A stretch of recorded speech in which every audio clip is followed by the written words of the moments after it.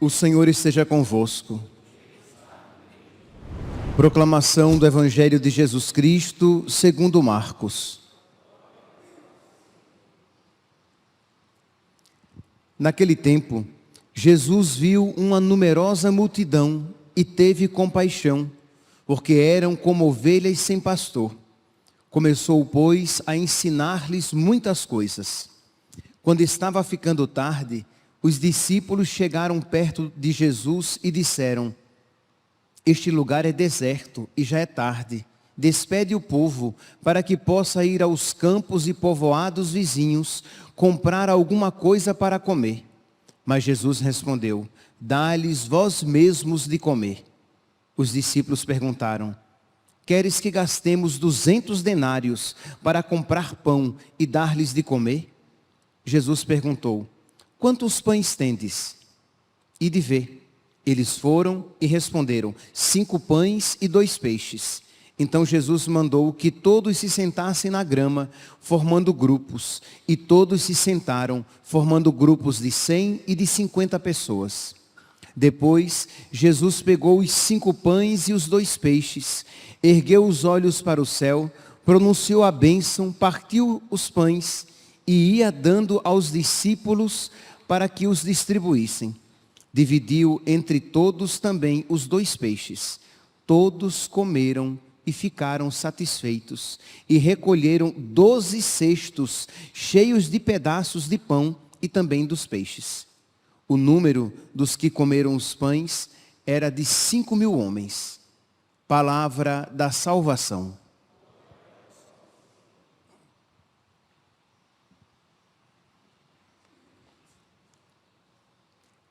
Caríssimos irmãos e irmãs, o que move o mundo?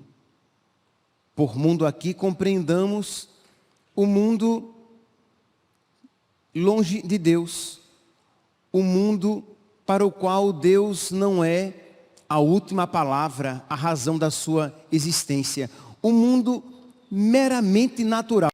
Eu nem estou falando mundo aqui no sentido de rejeição de Deus e fechamento à graça, mas um mundo este que de fato, concretamente não existe, porque o mundo que nós temos contato e experiência é o mundo marcado pelo pecado, mas se nós fôssemos pensar no mundo meramente natural, nós diríamos que o que move o mundo são os seus interesses. As pessoas agem movidas pelos seus interesses. Como somos marcados pelo pecado original, não poucas vezes os nossos interesses são maus. E aí o mundo, o que rege o mundo, o que guia as ações do mundo, são, não poucas vezes, os interesses maus, egoístas, ciúmes, disputas, rivalidades, contendas, invejas, ódio, pecado. O que guia o mundo, então, este com o qual nós temos contato, é o pecado. E o que rege as ações de Deus? Amor, perdão, misericórdia, compaixão, paciência. E nós somos, meus irmãos, nós somos chamados a tomar o nosso posto. Que postos nós iremos ocupar? De que lado nós iremos ficar?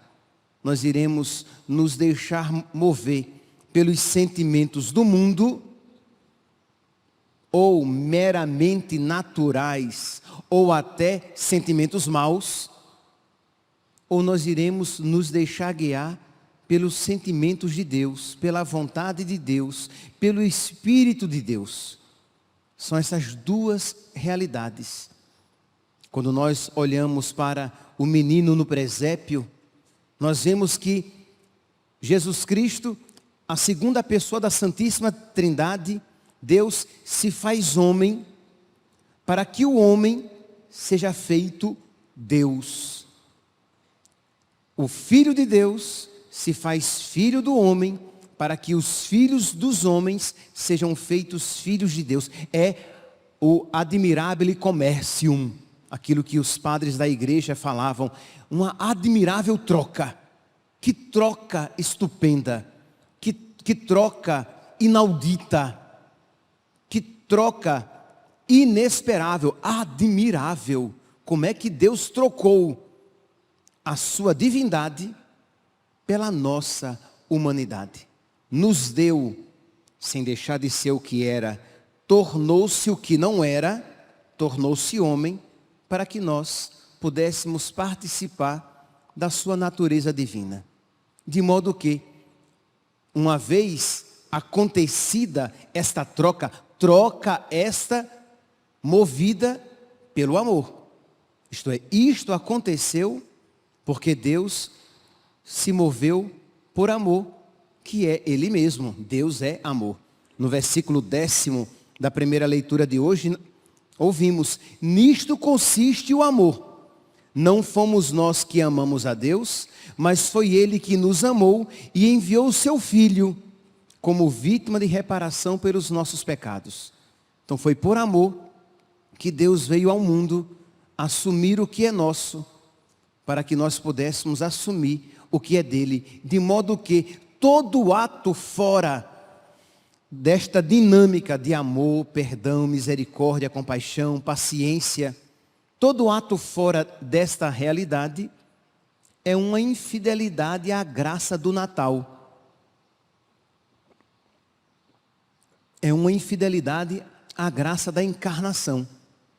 Ele se fez um de nós para nos ensinar, para nos dar o exemplo e a graça para que nós pudéssemos viver como Ele, movidos pelo amor. E meus irmãos, isso não tem nada de romântico.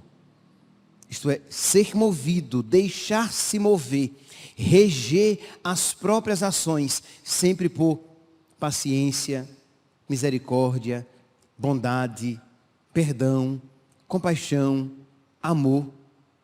Não é uma realidade fácil. Se você olhar, se você tiver um pouquinho de contato com você mesmo, com você mesma, você vai ver que isso não é fácil. Que este propósito, se não estiver bem fincado, na primeira dificuldade, você se esquece dele e se deixa mover pelos seus interesses. E uma vez movido apenas pelos seus interesses, que podem até começar como bons interesses e propósitos, pouco a pouco eles se corrompem, porque o homem foi marcado, foi manchado, foi maculado pelo pecado.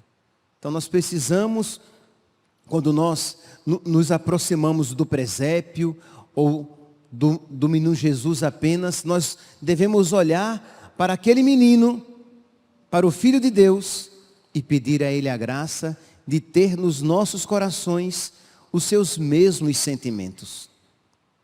Na primeira leitura de hoje, nós vemos isso.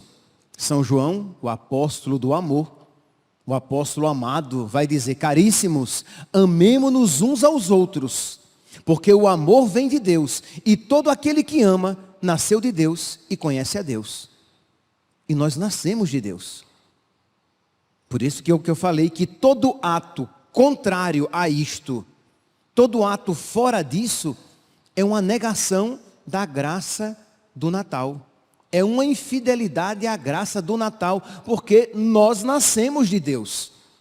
Nós somos batizados. A grande maioria aqui não só foi batizada, mas foi crismada.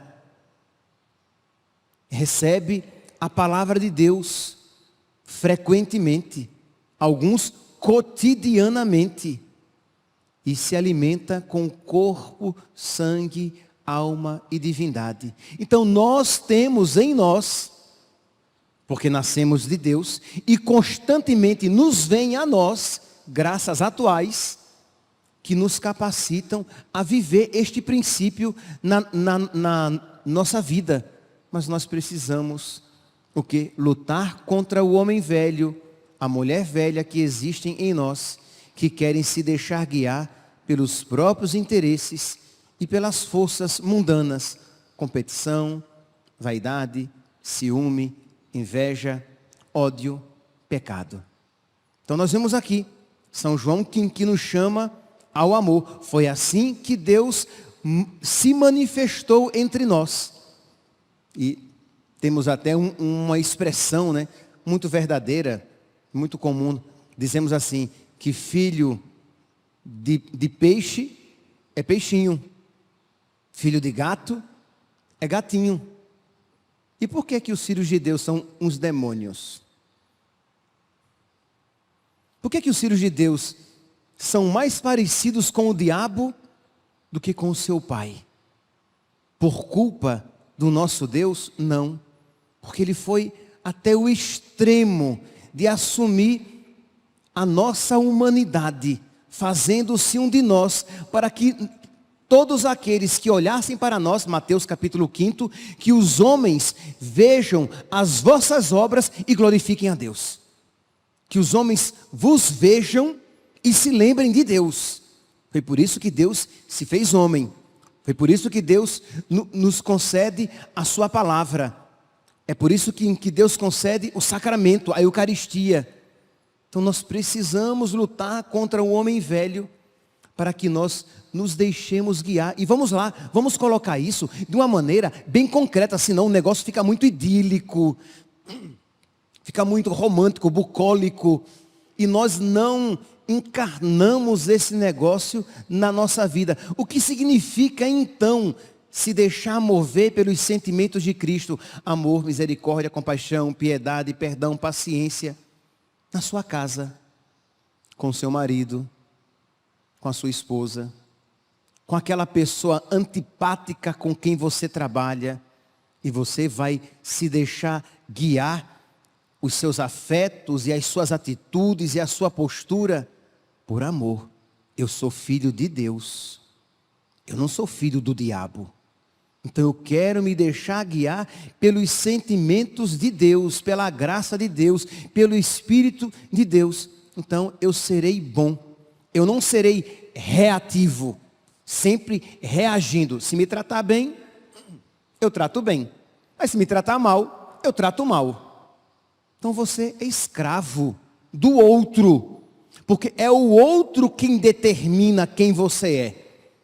Mas se você é livre, você age no Espírito de Deus. Você diz, eu sou filho de Deus, eu nasci de Deus, e eu quero agir segundo o coração de Deus. Eu quero dar alegria ao meu Senhor. Então eu serei bom, mesmo com quem é formal. Pode ser que eu não queira muita aproximação, porque não convém, não seja conveniente. Jesus não queria amizade com os fariseus falsos, mas os amou e por eles morreu.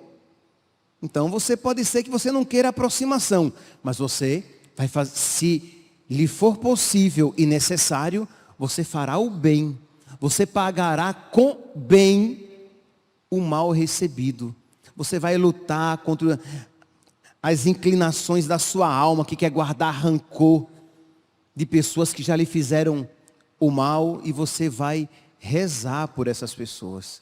Você vai abençoar essas pessoas. Você vai procurar ser bom para essas pessoas. Por quê? Porque Deus é assim. O meu Deus é assim. O meu Pai é assim. E eu quero ser parecido com o meu Pai. Jesus é assim. O meu irmão, o meu Salvador é assim. E eu quero ser parecido com o meu irmão, com o meu Salvador. E Ele me deu todas as graças necessárias para que assim seja. Então eu quero ser bom com Ele. Se eu vir alguém precisando de ajuda e eu puder ajudar, eu vou fazer isso. Porque o menino da manjedoura é assim. Ele viu a nossa miséria, Ele viu os nossos pecados e veio em nosso socorro. Se a graça do Natal não nos viesse a nós, a graça da Páscoa não aconteceria e nós estaríamos nos nossos pecados destinados ao inferno. O Evangelho de hoje fala dessa mesma realidade. Diz que Jesus viu uma numerosa multidão e teve compaixão. Compaixão por quê? Por duas realidades. Primeiro, porque era um povo como ovelhas sem pastor, perdido, ao léu, sem quem os guiasse às verdes pastagens da verdade, da sã doutrina, do ensinamento que liberta. Ao mesmo tempo também carente de comida, que quando depois que ele começou a pregar, diz então, Jesus viu uma numerosa multidão, teve compaixão porque eram como ovelhas sem pastor, começou, pois, a ensinar-lhes muitas coisas. Então, o primeiro ato de misericórdia foi o quê? Ensinar a verdade. Levar o pão da palavra, que alimenta, cura e liberta. E depois, já era tarde, e Jesus não quis despedi-los sem o pão material que lhe sustenta o corpo, e fez o primeiro milagre da multiplicação dos pães, que nós, cristãos católicos, sabemos que já era prefiguração daquele pão salutar, daquele pão divino, que não apenas alimenta o corpo, mas alimenta a nossa alma, capacitando-nos a viver semelhante a Ele, ter uma vida divina, ter uma existência divina. Dizendo isso, a gente até se espanta, né? Nós somos chamados a uma vida divina, a viver divinamente. Quando a gente lê a história dos santos, e a gente vê a maneira como eles amaram, a maneira como eles rezavam, a maneira como eles faziam penitência, nós nos espantamos e dizemos, eu não consigo. E não consegue mesmo. Com essa alminha apertada e tacanha, não consegue mesmo. Mas se você viver divinamente, se você se deixar alimentar pela graça de Deus e seguir e trilhar os seus caminhos, você vai viver divinamente, isto é, movido pela graça divina, pela força do alto, pelo Espírito Santo. Peçamos então, meus irmãos, olhando para o menino da manjedoura, esta graça do Natal, a graça de viver divinamente, porque Ele assumiu a nossa humanidade para que nós vivêssemos, para que nós nos tornássemos em tudo semelhantes a Ele. Louvado seja nosso Senhor Jesus Cristo. Para sempre seja louvado.